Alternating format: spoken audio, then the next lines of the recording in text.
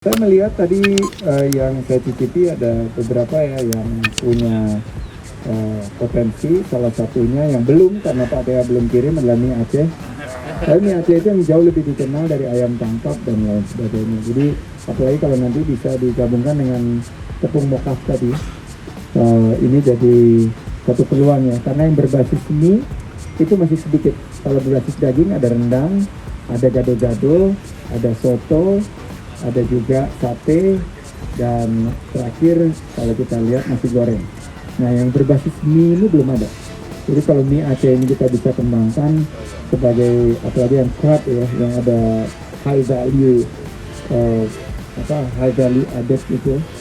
Jadi ada crabnya, harganya meningkat, itu akan jadi, dan kita bisa buat festival mie Aceh sedunia sebagai bagian daripada Spice Up the World. Ya, dan saya pengen juga melihat ada mie Aceh di New York, ada di London, dan itu dimungkinkan dengan program kita Indonesia Spice Up the World. Mie Aceh goes to the world. Oke, tunggu. Oke, iya kayaknya sama yang lain ya. Yang kemarin ada MD. Terima kasih. Assalamualaikum warahmatullahi wabarakatuh.